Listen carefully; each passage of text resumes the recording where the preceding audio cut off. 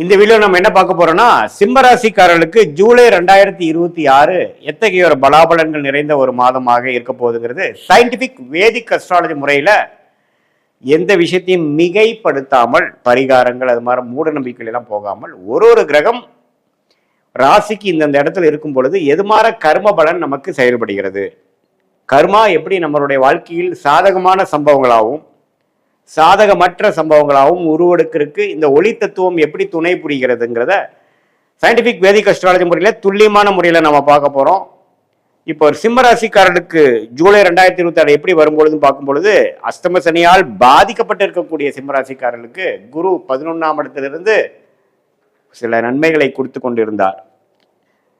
7ஆம் இடத்தில் இருக்கக்கூடிய ராகுவை பார்த்து கொண்டிருந்தார். ராசிக்குள்ள இருக்கக்கூடிய கேது இருக்கிறார். ஸோ ஆனால் இப்போ குரு 11 இருந்து 12க்கு வந்தனால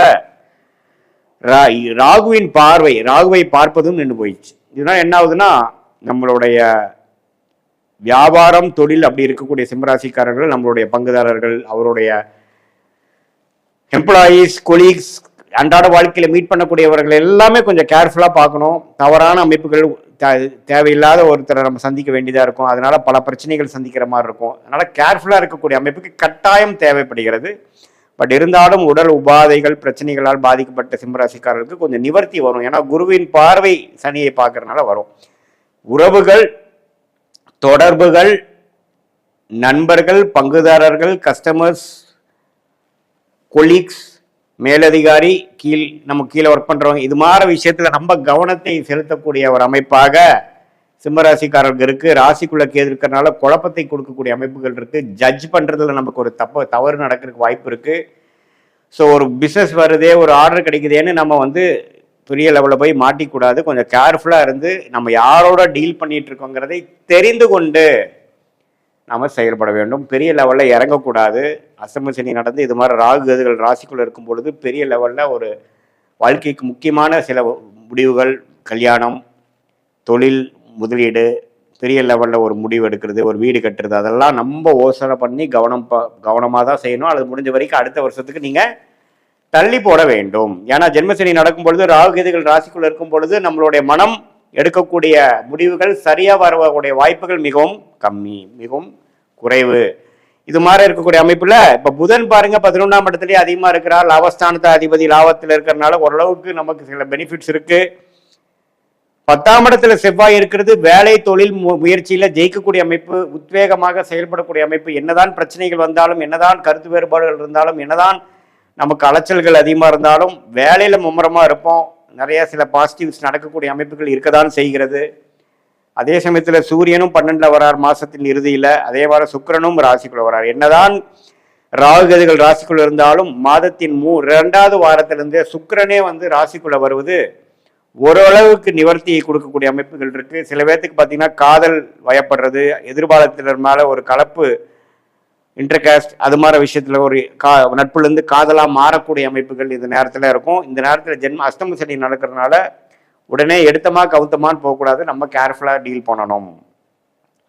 ஸோ பல விஷயங்கள் ஒன்றாக நடக்கக்கூடிய ஒரு அமைப்பாக நம்ம பார்க்குறோம் இந்த ஜூலை மாதம். சாதாரண ஒரு அமைப்பு இல்லை. ஏன்னா அஷ்டம சனி ஒரு பக்கம் நடக்குது, ராகு கேதுகள் ஒரு பக்கம் வருது, நடுவால சுக்கிரன் உள்ள வரார். இது எல்லாமே பல ஒரு நாளும் ஒரு அனுபவத்தை கொடுக்கக்கூடிய ஒரு வெரி ஃபாஸ்ட் மூவிங்கான ஒரு மந்தாக இருக்கக்கூடிய ஒரு தருணமாக சிம்மராசிக்காரர்களுக்கு 2026 ஜூலை மாதம் இருக்குதுங்கிறது நம்ம தெரிஞ்சுக்கணும். இப்போ பாருங்க, குரு 12ஆம் இடத்துக்கு பல விரயங்கள், சுப விரயங்கள், வெளிநாடு வெளிமாநில டிராவல் அதிகமாக கொடுத்துட்டே இருப்பார். என்னதான் ஒரு பக்கம் வருமானம் வந்தாலும் செலவுகளுக்கு குறைவில்லாமல் போயிட்டு இருக்கும். அப்பா அம்மாக்காக உடல்நலத்துக்காக சில செலவுகள் பண்றது, லோனுக்கு இஎம்ஐ கட்டுறதுக்கு செலவு பண்றது, எல்லாம் பண்ணி என்னதான் வருமானம் இருந்தாலும் மாச கடைசியில் நமக்கு ஒண்ணுமே மிஞ்ச மாட்டேங்குதுங்கிற மாதிரி ஒரு அமைப்பு. மாணவர்கள்லாம் கொஞ்சம் சிரத்தையா படிக்கிறதுல கொஞ்சம் குறைநிறைகள் இருக்கிறது. படிச்ச அளவுக்கு எஃபோர்ட் போட்ட அளவுக்கு ரிசல்ட்ஸ் வராத அமைப்புகள். வெளிநாடு அது மாதிரி எதிர்பார்க்கிறவங்களுக்கு கொஞ்சம் லேட் ஆகிட்டே இருக்கிற மாதிரி அமைப்பு. திருமண தடைகள், இது மாதிரி விஷயங்கள்லாம் கொடுத்து கொண்டு இருக்கக்கூடிய சிம்மராசிக்காரர்கள் இந்த ஜூலை மாதம் முழுக்க கவனமாக இருக்கணும். என்னதான் வேலை தொழில உத்வேகமாக இருந்தாலும் புதிய தொடர்பு வரும்பொழுது கேர்ஃபுல்லாக இருக்கணும். இதுதான் ஒரு பொதுவான பலன் சிம்மராசிக்காரர்களுடைய. உங்களுடைய பிறந்த தேதி, பிறந்த நேரம், பிறந்த உரை வைத்து வரக்கூடிய ஜென்ம ஜாதகத்துல திருக்கணித பஞ்சாங்கம் போட்டு உங்களுடைய லக்னம் என்ன, உங்களுடைய நட்சத்திரம் என்ன, பூர நட்சத்திரமா மக நட்சத்திரமா உத்திர நட்சத்திரமாங்கிறதான் தெரிந்து அந்த லக்னாதிபதியோட தன்மை என்ன, தசாபுக்திகள் என்ன போயிட்டு இருக்கிறதுலாம் ஒருங்கிணைத்து இப்போ நம்ம பேசின ராகு கேது சனி இந்த கோச்சார பலனையும் சேர்த்து வைத்து பார்க்கும் பொழுது உண்மையே துல்லியமான பலன் சயின்டிபிக் வேதிக் அஸ்ட்ராலஜி முறையில் அடுத்து வரக்கூடிய ஷார்ட் டேர்ம் எப்படி இருக்கு, அடுத்து வரக்கூடிய லாங் டேர்ம் எப்படி இருக்குங்கிறதெல்லாம் நாம கண்டிப்பாக துல்லியமாக பார்த்து அதுக்கு தகுந்த மாதிரி உங்களுடைய வாழ்க்கை முடிவுகளை எடுக்க வேணால் கண்டிப்பாக வாழ்க்கையில் வெற்றி பெற முடியும். சயின்டிபிக் வேதிக் அஸ்ட்ராலஜி முறையில் நாம என்ன நமக்கு காத்திருக்கிறது, என்ன பிராப்தம் காத்திருக்கிறது, எது மாதிரி விஷயங்கள் நமக்கு யோகமாக இருக்கிறது, எது மாதிரி விஷயங்கள் நமக்கு சரி வராது, நமக்கு வேலையா தொழிலா, வெளிநாடா உள்நாடா, பிரைவேட் செக்டாரா அரசு உத்தியோகமா, அல்லது நம்மளுடைய அடுத்த வேலை மாற்றம் எப்போ பண்ணலாம், எப்போ growth, எந்த துறை நமக்கு நல்லா இருக்கு, துறையிலேயே கிளை துறைகள் எப்படி நல்லா, எந்த துறை நல்லா போகலாம், திருமணத்தை எதிர்பார்க்குறவங்களுக்கு நமக்கு லேட் மேரேஜா ஏர்லி மேரேஜா, எத்தகைய ஒரு திருமணம், அரேஞ்ச் மேரேஜா லவ் மேரேஜா, அது எந்த நேரத்தில் வரப்போகுது, அதெல்லாம் தெரிந்து கொண்டோமா அதுக்கு தகுந்த மாதிரி வாழ்க்கை பயணத்தை நீங்களே திட்டமிட்டு எந்த நேரத்தில் எது செய்வது நல்லதுங்கிறதை பொறுத்து போனால் ஃப்ரஸ்ட்ரேஷன் இல்லாமல் தேவையற்ற சமய விரயங்கள், தேவையற்ற பொருள் விரயங்களை தவிர்த்து நம்மளுடைய கர்மா என்ன சொல்லுகிறது, நம்ம எந்த நேரத்தில் பிறந்து எந்த தேதியில் பிறந்தோமோ அந்த அமைப்பு வைத்துதான் கர்மா செயல்பட போகிறது. அந்த பிராப்தம் நிகரான அமைப்பை நாம வாழ்க்கையில திட்டமிட்டோம்னா எதிர்நீச்சல் போடாமல் தேவையற்ற செயல்கள் செய்யாமல், ஏன்னா நம்ம வாழ்க்கையில 1000 வருஷம் வாழ போறது இல்லை, வாழ்றது என்னமோ 75-80 வருஷம் நம்மளுடைய ஆயுசு நல்லா இருக்கும் பட்சத்தில் அதுல 25-30 வயசுல இருந்து நம்ம வேலை தொழிலுக்கு வரப்போறோம். ஸோ அடுத்த 30 வருஷம் ரொம்ப முக்கியமான வருடமா இருக்குது.